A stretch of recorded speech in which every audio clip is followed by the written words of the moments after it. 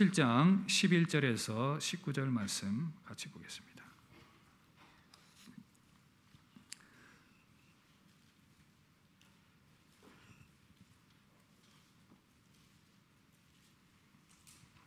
누가복음 17장 11절에서 19절 말씀 교독하겠습니다. 예수께서 예루살렘으로 가실 때에 사마리아와 갈릴리 사이로 지나가시다가 한 마을에 들어가시니 나병 환자 10명이 예수를 만나 멀리 서서 소리를 높여 이르되 예수 선생님이여 우리를 불쌍히 여기소서 하거늘 보시고 이르시되 가서 제사장들에게 너희 몸을 보이라 하셨더니 그들이 가다가 깨끗함을 받은지라. 그 중에 한 사람이 자기가 나은 것을 보고 큰 소리로 하나님께 영광을 돌리며 돌아와 예수의 발 앞에 엎드려 감사하니 그는 사마리아 사람이라. 예수께서 대답하여 이르시되 10사람이 다 깨끗함을 받지 아니하였느냐? 그 9은 어디 있느냐? 이 이방인 외에는 하나님께 영광을 돌리러 돌아온 자가 없느냐 하시고 함께 봅시다. 그에게 이르시되 일어나 가라 내 믿음이 너를 구원하였느니라 하시더라. 아멘. 할렐루야. 이제 다음 주 추수감사주일인데 초청주일이라서 한 주 당겨서 감사의 제목으로 함께 말씀을 나누려고 합니다. 감사하며 삽시다, 이 제목으로 말씀 듣도록 하겠습니다. 전광 목사님이 쓰신 평생 감사라는 책에 나오는 한 이야기를 좀 인용을 해드리려고 합니다. 1860년 9월 미국 미시간 호수에서 유람선 침몰 사고가 일어나게 되었습니다. 그 대형 사고가 일어났는데 그 침몰하면서 많은 사람들이 죽게 됩니다. 그런데 그 중에 함께 탔던 미국의 유명한 수영 선수가 있었는데 당시 스펜서라는 분이 있었는데 이분이 최선을 다해서 열심히 17명이라는 목숨을 건지게 되었습니다. 참 이 영웅적인 행동을 신문에서도 대서특필을 했는데 그로부터 오랜 세월이 지났습니다. 미국의 R.A. 토레이 박사님이라고 목사님이 아주 유명한 분이 계신데 이분이 LA에서 집회를 하게 되었습니다. 그 집회를 하면서 그 오래전에 있었던 그 영웅적인 이야기들을 이제 설교 시간에 들려주었습니다. 그런데 알고 보니 그 예배의 자리에 그 스펜서 수영 선수가 함께 참여하고 있었던 것이었습니다. 그를 보고는 너무 놀라가지고 예배를 마치고 이런저런 대화를 나누었습니다. 그리고 이제 그분께 물어보았다고 합니다.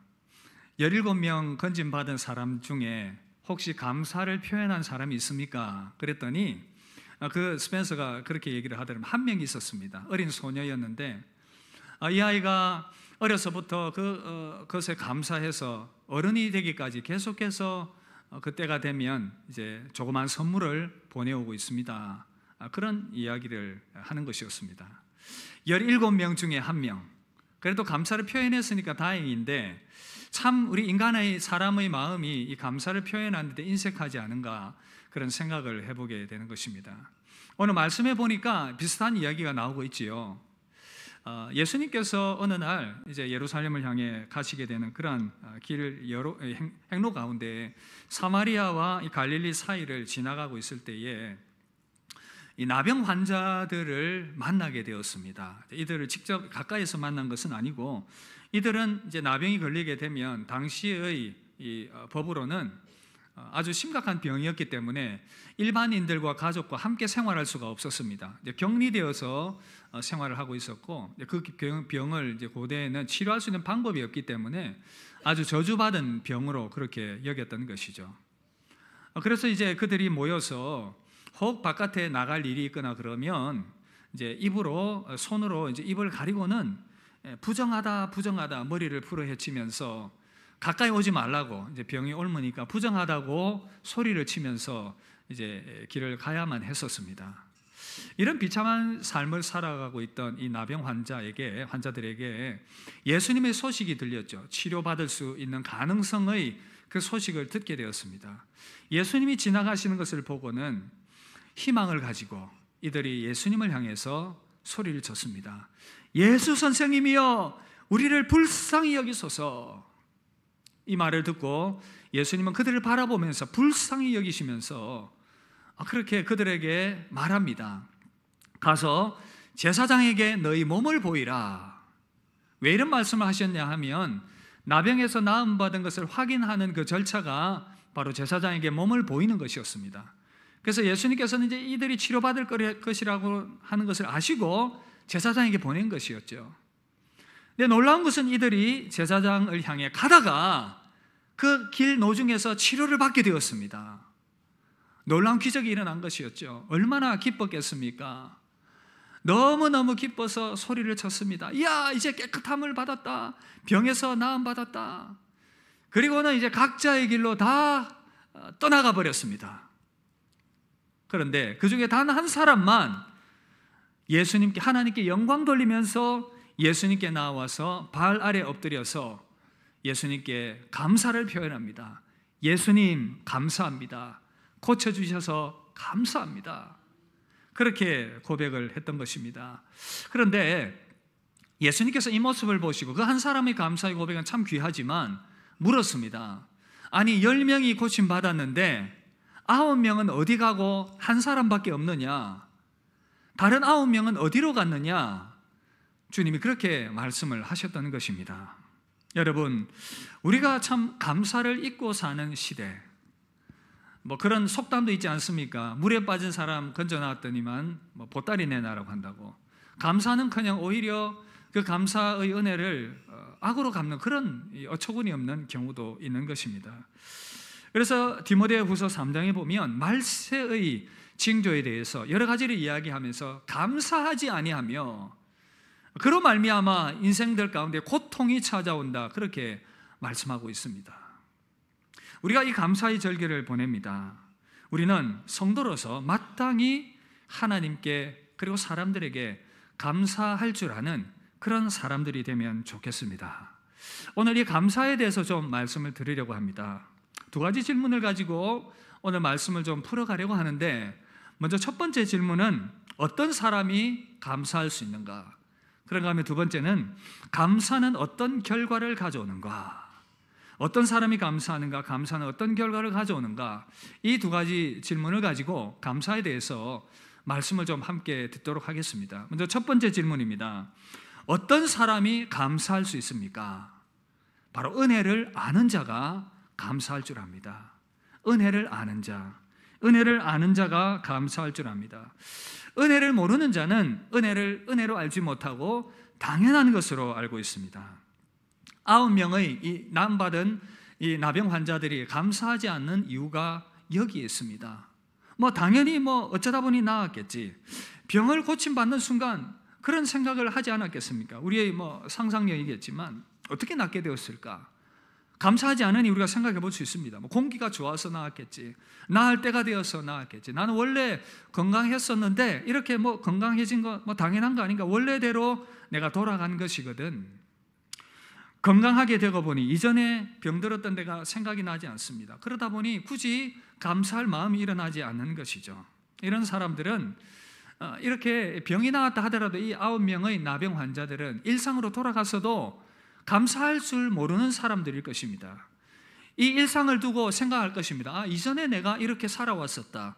이것은 내가 당연히 누려야 했던 것인데 잠시 내가 이것을 누리지 못했을 뿐이지 이제 다시 회복되었으니 일상으로 이제 돌아왔으니 그냥 그 나병의 고통스러운 시절들 전혀 생각하지 않습니다. 주어진 환경을 당연히 여기니까 또 다른 불평이 생겨납니다. 가족들을 바라봐도 마음에 안 들고 아내와 남편도 마음에 안 들고 자녀도 마음에 안 듭니다. 주변의 환경과 여건들 다 마음에 안 듭니다. 이런 마음들이 은혜를 잊고 살아가는 사람들은 항상 이런 이 불만들이 일어날 수밖에 없다는 것입니다.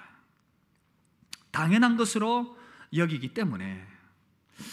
얼마 전에 시차례가 저희 교회에 있었습니다. 우리 시차례 목사님들이 참 좋은 분들이 많이 계신데, 근데 이제 우리 그 시찰 목사님들 중에 머리털이 조금 부족하신 분들이 계세요. 이것 때문에 스트레스를 많이 받으시는 분들이 계셨는데, 어느 날 목사님 한 분이 용기를 내어서 모발 이식을 했습니다. 그 인물이 아주 혼해지셔가지고 다들 이제 모발 이식이 잘 되었다고. 그러면서 이런 머리에 대한 이야기들을 막 이렇게 하다가 또 한 명이 전도를 받게 되었습니다. 우리 그 목사님들 중에 또 이제 좀 부족하신 분이 그 이야기를 듣고는 야, 나도 할까? 그러면서 이제 또 이제 이식을 하신 것입니다. 근데 몇 주 전에 이제 시차례를 모였는데 회의에 집중해야 되는데 거기엔 집중하지 못하고 다들 머리 이야기하는 겁니다. 야, 살펴보면서 야, 잘 자랐네. 얼마에 했노? 막 이런 이야기들만 하는 겁니다. 회의에 집중해야 되는데 머리 심은 이야기들만 막 하는 것입니다. 그 광경이 참 우습기도 하고 또 한편으로는 재밌기도 하고 뭐 그래서 이런저런 이야기를 하는 과정에서 그 모발 이식한 어느 목사님 한 분이 이런 이야기를 하는 겁니다. 보라고, 있는 사람들이 감사할 줄 모른다고. 지금 이 머리털 많은 것 얼마나 감사할 일인지 아냐고, 이 돈 얼마짜리인지 아냐고, 이거 심으면은 막 그러는 것입니다. 그리고 뭐 사실 제가 머리가 제가 좀 풍성한 것을 크게 감사한 적은 없었는데 이게 참 감사할 일이구나 그런 생각을 했습니다. 그러면서 제가 목사님께 풍성 이렇게 인사하면 놀리는 것 같아서 그렇게 하진 않았고 한바탕 그렇게 웃었던 기억이 있는데, 여러분, 우리에게 주어진 것들, 당연한 것들이 참 많다고 여기는데 그 당연한 것이 당연하지 않다고 생각해 본 적은 없습니까? 제가 20대 초반으로 기억을 하는데 장기간 병원에 입원을 했던 적이 있어요. 한 달 넘게 입원을 한 적이 있는데, 이제 다리가 좀 불편해서 이제 어느 날 엑스레이를 찍었더니 다리에 그 뼈에 이제 종양이 있다, 낭종이 있다, 그런 이야기를 들었습니다. 그 이야기를 듣고 마음이 철렁 내려앉았는데, 뭐 어찌되었든 이제 수술을 하게 되었어요. 수술을 하고 병원에서 한 달이 넘는 시간을 침상에서 누워 있었습니다. 꼼짝하지 못하고 누워 있었는데, 제가 그때 병원에 가서 알게 된 것은 생각보다 젊은 사람들도 많고 생각보다 어린 아이들도 많다는 것이었습니다. 젊기 때문에 당연히 건강하고 당연히 나는 뭐 아픈 것은 뭐 이 비정상이라고 생각했는데 많이들 있었습니다. 그리고 제가 오랫동안 침상에 누워 있다가 몸을 일으켜 보았는데 어지러워서 움직일 수가 없더라고요. 혹 여러분 침상에 오래 누워 있었던 분들은 이게 무슨 말인지 알 텐데, 균형을 잡지 못합니다. 계속 누워 있으면 균형을 못 잡고 몸을 일으키면 어지러워서 앉아 있지도 못해요. 그래서 한동안을 누웠다가 앉는 연습을 하고 누웠다가 앉는 연습을 하고, 그렇게 이제 시간이 지나고 당연히 걷는 것도 힘들겠지요. 겨우 이렇게 걷기를 연습하면서 그런 생각이 들었습니다. 내가 이전보다 건강할 수 있을까? 내가 이전처럼 건강할 수 있을까? 이전처럼 일상을 회복할 수 있을까? 그런 마음들이 참 들었습니다. 그런데 하나님 은혜로 조금씩 그렇게 걸으면서 일상을 회복했고, 여러분 아시는 것처럼 뭐 그 이후에 그 많은 젊음의 시간들 동안에 뭐 축구도 열심히 하고 뭐 완전히 온전한 정상적인 모습으로 살아왔었죠. 그때 참 몸이 건강하다는 것이 얼마나 감사한 일인가, 일상을 살아갈 수 있다는 것이 얼마나 고마운 일인가, 그런 생각을 해보게 되었습니다. 여러분, 우리의 삶에 주어진 일상들, 감사할 것들이 참 많습니다. 내가 호흡하고 생명이 있다는 것, 걸을 수 있다는 것, 주변에 가족들이 있고 내가 이렇게 살아갈 수 있다는 것. 여러분, 이 감사의 절기를 보내면서 우리가 감사할 수 있어야 되지 않겠습니까? 우리에게 주신 이 모든 일상이 당연한 것이 아니라 하나님의 은혜입니다. 이 고백을 할 수 있으면 얼마나 좋겠습니까? 우리가 즐겨 부르는 은혜 찬양, 그 후렴 부분처럼 모든 것이 은혜, 은혜, 은혜, 한없는 은혜, 내 삶에 당연한 건 하나도 없었던 것을 모든 것이 은혜, 은혜여서. 여러분, 당연한 것은 없습니다. 당연한 것은 없습니다. 옆 사람에게 한번 그렇게 격려할까요? 당연한 것은 없습니다. 모든 것이 은혜입니다. 여러분, 우리는 어떻게 우리의 삶 가운데서 당연한 것이 아니요 은혜입니다, 이 고백을 할 수 있겠습니까? 제가 한 3가지로 좀 말씀을 드리고 싶은데, 먼저는 여러분, 겸손해야 합니다. 다 함께 따라합시다. 겸손합시다. 진짜 내 삶에 당연한 것이 아니라 은혜입니다, 이 고백을 하려면 겸손함이 있어야 됩니다. 오늘 말씀에 보니까 이 깨끗함을 받은 사마리아 사람, 16절 예수의 발 아래 엎드려 감사하니 그는 사마리아 사람이라. 아마도 나병 환자들 중에 유대인 나병 환자들도 있었고 이 사마리아 사람도 있었던 것 같습니다. 다수가 아마 유대인들이었겠죠. 유대인들의 그 특권의식, 그들은 아마 그 나병 환자들, 내가 왜 이 질병을 내가 얻어야 하나, 굉장히 불만이 많았을 거예요. 내가 유대인인데 특권의식이죠. 내가 왜? 그러나 이 사마리아 사람은 이방인이고 천시받던 사람입니다. 무시당하는 사람이었습니다. 그 가운데서 그가 이 나음을 입게 되니 얼마나 그 낮은 마음에 감사가 일어났겠습니까? 여러분, 겸손한 자가 감사할 줄 압니다.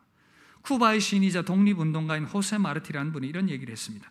감사는 꽃처럼 높은 곳에서 피어나지 않고 겸손한 자의 아름다운 토양에서 더 푸르러진다. 겸손한 자의 아름다운 토양에서 감사가 더 푸르러진다.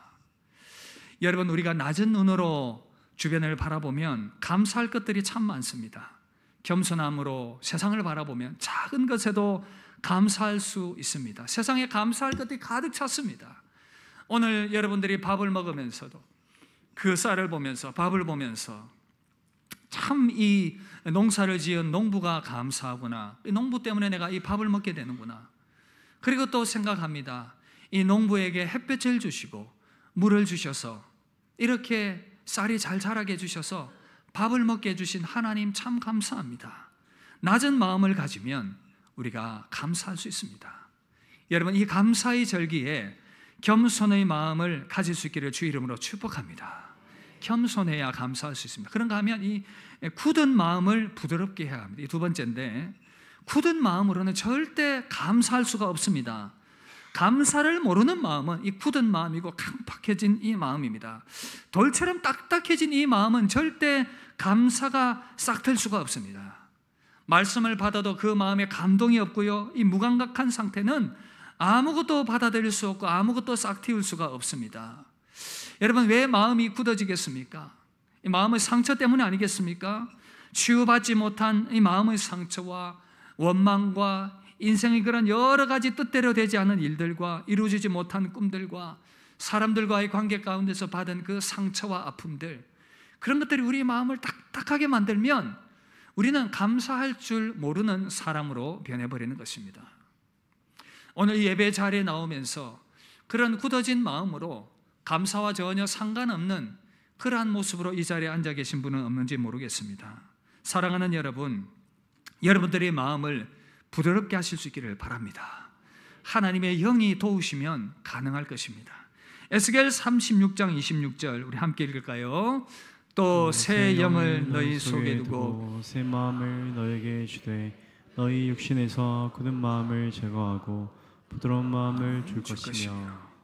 여러분, 오늘 이 예배 자리에 나왔는데 내 마음이 참 굳어 있구나, 참 딱딱해져 있구나, 감사와는 전혀 상관이 없구나, 그런 생각이 든다면 여러분들의 마음을 주님께 내려놓고, 주님, 주의 성령께서 나의 마음을 만져주시옵소서, 나의 굳은 마음을 깨워주셔서 감사의 마음을 가질 수 있도록 부드러운 마음을 허락해 주시옵소서.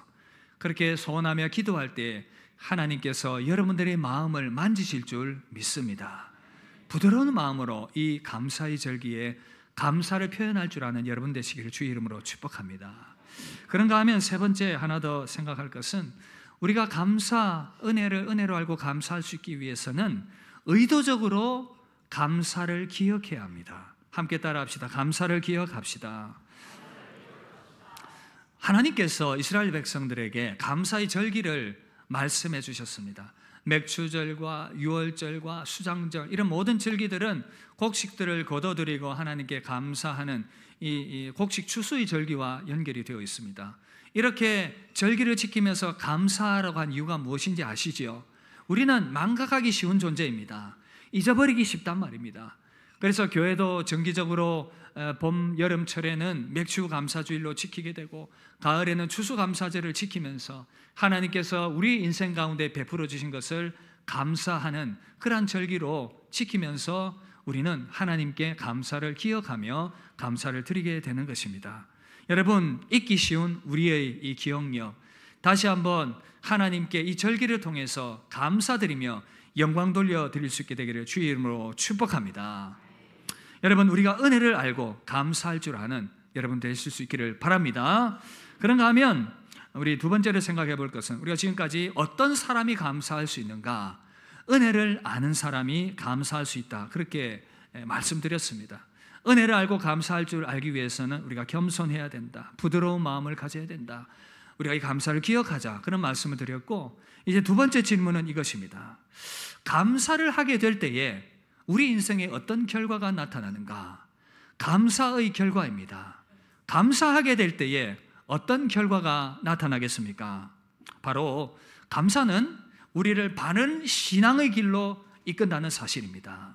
감사는 우리를 바른 신앙의 길로 이끌게 되는 것입니다. 인간관계를 연구한 학자들의 그 연구에 의하면 사람들과 이 관계를 맺는 사람들의 그 내면의 동기들은 다양하다고 합니다. 여러 가지 이유들을 가지고 사람들과 이 관계들을 맺으면서 살아가는데, 그 중에 한 유형은 실리형 인간관계가 있습니다. 실리형 인간관계. 이 유형은 뭐냐면, 내가 저 사람들과 이 관계를 맺게 되면 저 사람이 나에게 어떤 유익을 줄 수 있는가, 이것을 이제 계산을 하고 사람들과의 관계를 맺어 나가는 것입니다. 우리 중에 누구나 다 그런 생각들은 조금은 가지고 있겠지만, 덕이 안 되는 사람과 무슨 교제를 하겠습니까마는, 그러나 내가 사람들과의 관계를 맺고 교제를 하는 유일한 이유가 저 사람이 나에게 어떤 유익을 줄 수 있을 것인가, 여기에 초점이 맞춰져 있고, 그것을 상대방이 알게 된다고 한다면 얼마나 불편하겠습니까? 저 사람이 나에게 친절하게 다가오는데 무언가 나에게 얻기 위한 것이다, 그러면 불편함이 있지요. 여러분, 신앙생활도 그렇지 않을까요? 그런 인간관계는 참된 인간관계로 나아갈 수가 없습니다. 신앙생활도 그렇습니다. 우리가 예수 믿고 주님께로 나오는 것, 주님이 우리에게 주시는 것들이 참 많습니다. 그 은혜가 참 풍성하지요. 그런데 내가 주님께 나오는 그 이유가 오직 내가 얻고자 하는 그 무엇, 교회 가면 잘 되고 병도 낫고 여러 가지 좋은 일들 많이 생기고, 그래서 나는 교회를 간다. 그런데 진짜 교회 가보니까 하나님 은혜로 모두 다는 아니겠지만 병이 나는 경우도 있고, 때로는 부유하게 되는 경우도 있고, 물질의 복을 받게 되는 경우도 있고, 일들이 잘 풀리게 되는 그런 일들이 있을 수가 있어요. 근데 문제는 사람들이 자기가 원하는 그것을 이루면, 주님께 구해서 그것을 얻으면 더 이상 주님과 관계를 맺으려고 하지 않는다는 것이죠. 내가 원하는 것을 얻었기 때문에. 그런가 하면 또 반대로 생각해 보면, 주님께 내가 무언가를 얻으려고 나아갔습니다. 주님, 병 고쳐주세요. 주님, 물질의 복을 얻게 해주세요. 주님, 일이 잘 풀리게 해주세요. 그렇게 나아갔는데 일이 뜻대로 되지 않는 겁니다. 이 사람들도 동일하게 어떻게 될까요? 실망을 하면서 주님을 떠나버립니다. 이런 일들은 왜 일어날까요? 신앙이 이 어떤 조건에 의해서 좌우되는 하나의 거래관계처럼 되어버리는, 그러면 종교생활로 전락해버립니다. 주님과의 이 참된 관계, 생명의 관계가 이어질 수 없게 되는 것입니다. 이런 사람들이 누구입니까? 바로 오늘 말씀에 나오는 이 9명, 주님께 감사를 표현하지 않는 이 9명의 사람들입니다. 인생의 절박한 문제 앞에서 주님께 나와서 주님, 나 고쳐주세요 라고 했더니 정말 그 문제가 해결함을 받았습니다. 그래서 너무 기분이 좋았습니다. 이야, 기분이 좋다. 그리고는 자기의 니드가 이제 채워졌기 때문에 그 뒤로는 주님을 찾지 않습니다. 주님께 감사하지도 않습니다. 참된 믿음의 관계로 나아가지 못하게 되는 것이죠. 사랑하는 여러분, 우리의 믿음은 영적인 주님과의 그 영적인 교제에 있고 관계에 있고, 주님과의 그 더 깊은 믿음으로 은혜로 나아가는 거기에 있다고 전제를 한다면, 이런 믿음의 관계로는 어떻게 해요? 우리가 정말 바른 믿음으로 세워질 수 없다는 것입니다. 우리 주님이 원하시는 것은 무엇이겠습니까? 우리가 진짜 예수 믿는 사람 되고 주님과의 관계를 가지는 그 사람이 되기를 원하는 것입니다. 주님과의 그 친밀한 관계를 누리게 하고 그 주님과의 관계 안에서 오는 그 병 낫는 것으로 끝나는 것이 아니라 더 풍성한 예비된 은혜를 주님이 누리기를 원하신다는 것입니다. 여러분 잘 생각해 보십시오. 병이 낫고 이 땅에서 잘 되고 내가 원하는 것을 이루게 되면 참 좋습니다. 그러나 그 병이 낫게 되고 육체가 건강하게 되어도 80년, 90년입니다. 100년 사는 분들도 계시겠죠. 여러분, 나사로도 주님이 죽음 가운데서 고쳐주셨고 회복시켜 주셨습니다. 혹시 최근에 나사로 본 적 있습니까? 여러분 중에 혹시 최근에 나사로 만나신 적 있습니까? 이스라엘 가셔서. 여러분, 그 생명의 수완을 다하다가 그렇게 가는 것입니다. 영원하지 않다는 것이죠. 제가 뭘 말씀드리고자 하는 것입니까? 더 중요한 본질이 무엇이냐 하는 것입니다. 여러분, 더 중요한 본질이 무엇입니까? 예수 믿어 구원받는 것입니다. 단지 병 고침으로 만족하는 것이 아니라 영원하신 주님을 알고 그분과의 관계를 맺으면서 그 영원한 생명 안으로 들어가는 것이고, 참 생명 되신 예수 그리스도와의 그 참된 생명의 관계를 누리는 것입니다. 이것이 영원한 것이고 이것이 더 중요하다고 우리에게 말씀해주고 있다는 사실입니다. 여러분, 예수님 말씀하셨습니다. 병 고침 얻는 것, 이것보다 중요한 것이 아니라 사람이 온천하를 얻고도 자기 생명을 지키지 못하면 무슨 유익이 있느냐? 자기 생명이 죽어서 영원한 지옥의 형벌에 처하게 된다면 이보다 더 불쌍한 인생이 어디 있느냐? 여러분, 로댕을 생각하는 사람, 아주 유명한 작품이죠. 이전에 제가 한번 보여드린 기억이 있는데, 로댕의 그 전체 이 작품, 이 지옥의 문이라는 그 작품이 있어요. 그런데 그 지옥의 문이라는 그 작품에 새겨진 하나의 조각상이 바로 이 로댕의 생각하는 사람입니다. 이 단테의 신곡을 로댕이 아주 좋아했고 여기에 영감을 얻어서 이 지옥의 문이라는 이 조각품을 만들었습니다. 여러분, 이게 얼마나 큰지 아십니까? 높이가 6.5m, 폭이 약 4m 가까이 돼요. 두께가 약 90cm, 1m 가까이 되는, 무게가 여러분 7톤이 넘는다고 합니다. 이 생각하는 사람은 바로 이 지옥의 문, 이제 밑으로 떨어지면 지옥의 문이고 고통이 막 펼쳐져 있습니다. 이 지옥의 문 앞에 선 인간의 고뇌를 표현한 작품인 것입니다. 인간을 올가매는 이 악과 사망과 이 죽음과 지옥의 권세, 그 어떤 것으로도 깨트릴 수가 없고 인간은 이 앞에서 고뇌할 수밖에 없다는 것입니다. 세상 모든 것들을 다 누리고 다 즐겨도 결국 인생은 죽음 앞에서 허무한 존재이고 죽음 앞에서 고민하며 갈등할 수밖에 없는 존재라는 것입니다. 결국 인간에게 중요한 것은 영원한 생명입니다.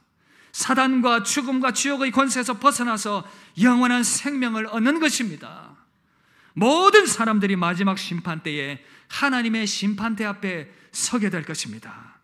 영원한 멸망이냐, 영원한 생명이냐? 요한복음 5장 28절 29절 이렇게 말씀합니다. 함께 읽겠습니다. 무덤 속에 있는 자가 다 그의 음성을 들을 때가 오나니 선한 일을 행한 자는 생명의 부활로 악한 일을 행한 자는 심판의 부활로 나으리라.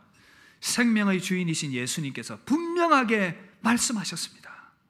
그렇다면 이 땅에 주님이 오신 이유는 바로 이 생명 주시기 위함인데, 이 영원한 생명을 얻는 것이 주님과의 그 관계의 맺음을 통해서 주님을 더 깊이 알고 그 주님이 주시는 그 영적인 생명을 얻는 것이 가장 중요한 인생의 일이라고 할진데, 오늘 말씀에 나오는 이 사람, 그런 관점에서 본다면 우리 주님 찾아가서 그 주님의 발 앞에 엎드려서 감사를 드린 이 나병 환자, 이 한 사람은 이방인이지만 가장 복된 자인 줄 믿습니다.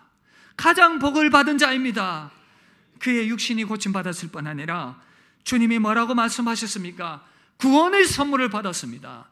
주님과의 관계 안으로 들어갈 수 있게 되었습니다. 19절 보시면 일어나 가라, 내 믿음이 너를 구원하였느니라. 할렐루야. 여러분, 사마리아인은 이방인이요 버림받은 자라고 여겼습니다. 그러나 그는 주님께 치료함을 받게 되었고 더 나아가서 그는 영원한 생명을 얻게 되었습니다. 주님과의 참된 관계로 들어가게 되었습니다. 얼마나 놀랍습니까? 우리 주님께 감사드리는 것을 통해서 그는 영생을 얻었을 뿐 아니라 참되고 바른 주님과의 관계 안으로 들어가게 되었습니다. 사랑하는 성도 여러분, 잘 들으십시오. 감사는 믿음을 일으키고 믿음은 영원한 구원의 문을 열게 됩니다. 감사는 믿음을 일으키고 이 믿음이 구원의 문을 열게 된다는 사실입니다. 예수님의 발 앞에 엎드려 감사한 이 사람을 향해서 내 믿음이 너를 구원하였느니라.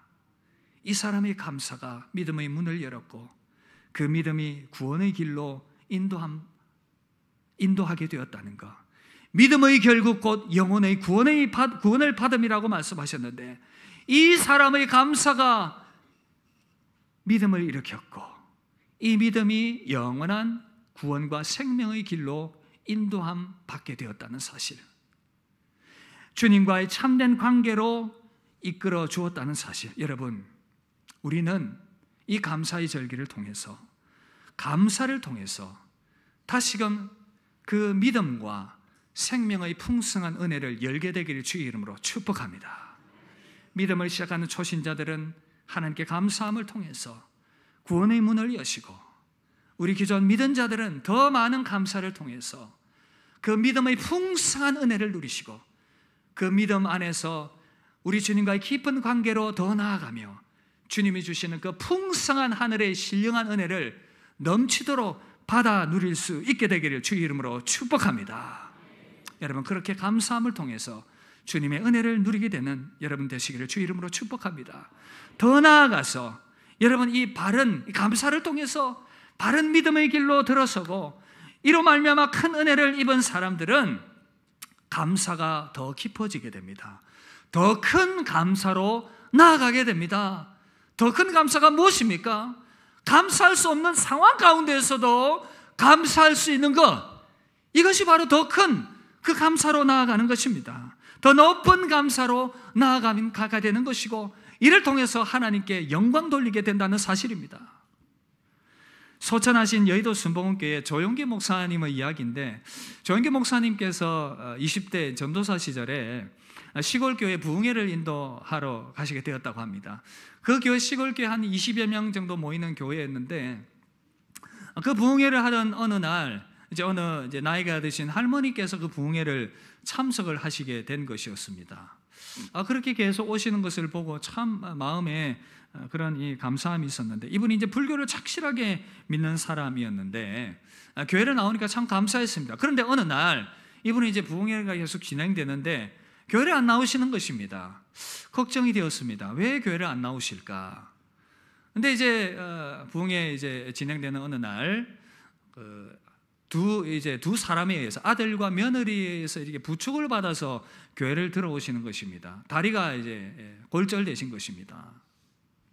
이제 조영기 목사님이 이제 당시 전도사 때니까 설교를 그렇게 열렬하게 했습니다. 여러분, 예수 믿으면 복 받습니다. 예수 믿으면 잘 살게 됩니다. 예수 믿으면 모든 일들이 잘 됩니다. 근데 다리가 똑 부러져서 왔으니 이제 큰일 난 것입니다. 아이고, 어떡하나. 이제 이게 뭐라고 이걸 또 해명을 해야 하나. 막 이제 설교하면서도 그게 막 머릿속에 떠올라가지고 설교에 집중이 안 되는 것입니다. 근데 막상 이제 예배를 마쳤는데 아니나 다를까 이 할머니가 부르는 것입니다. 선생님, 전도사님 선생님 잠깐 봅시다. 보자 하니까 가슴이 철렁 내려앉아. 아이고, 이제 제대로 이제 따지려고 나를 이제 부르나 보다. 이제 떨리는 마음으로 갔더니 이 할머니가 이렇게 얘기를 하는 것입니다.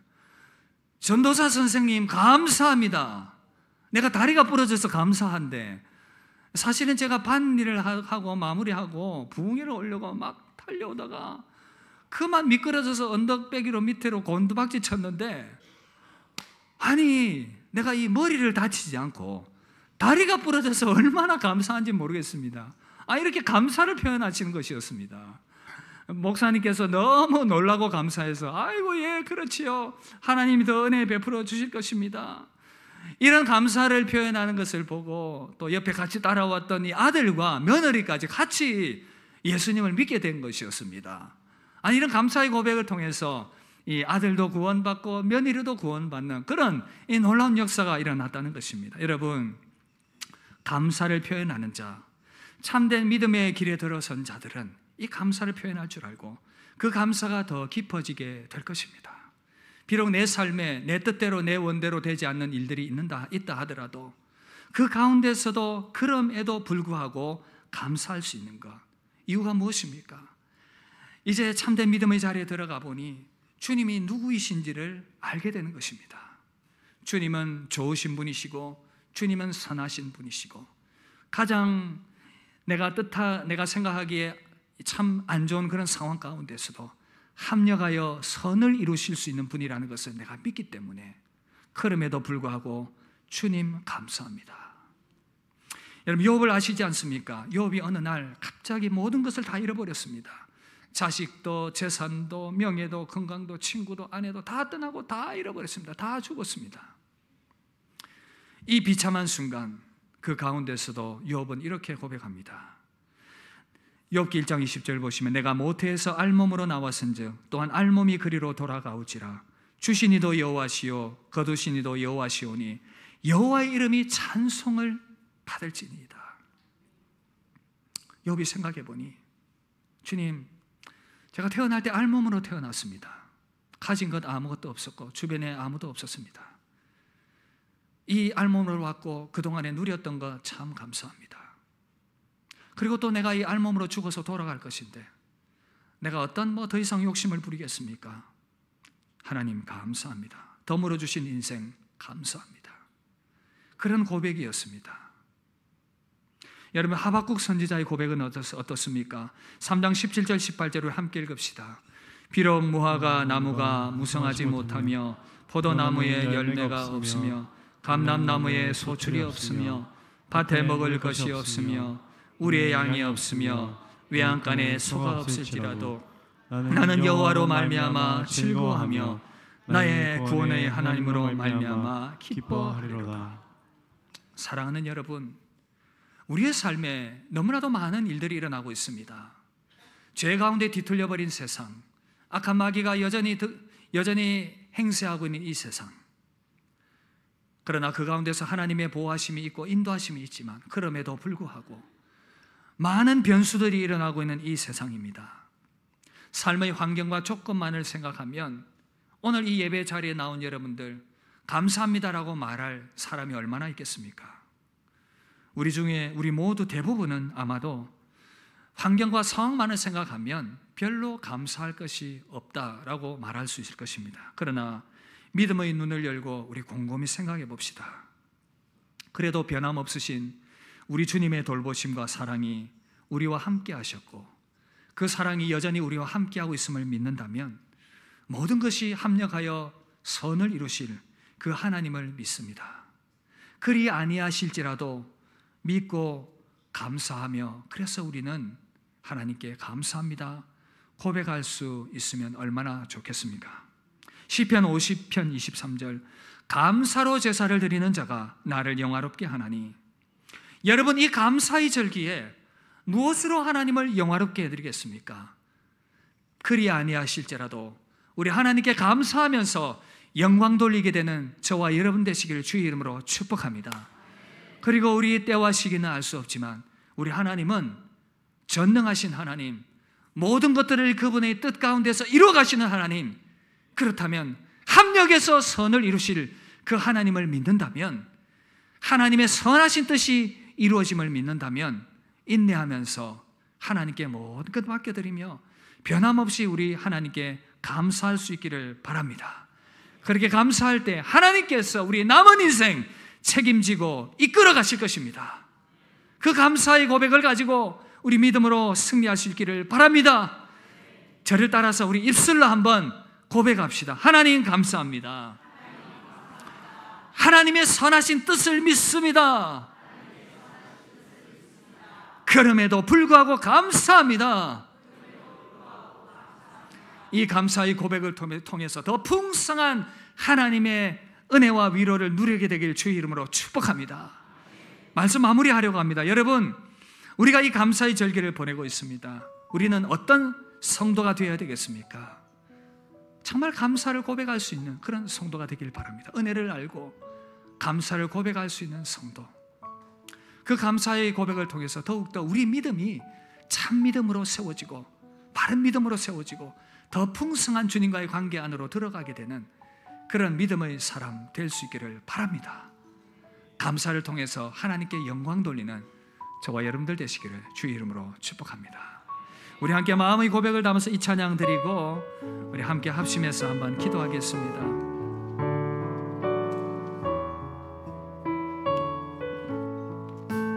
날 구원하신 주 감사, 모든 것 주신 감사, 지난 추억이네 감사, 주 내 곁에 계시네 향기로운 봄철에 감사, 외로운 가을날 감사, 사라진 눈물도 감사, 나의 영혼 평안에 응답하신 거절합신도 감사,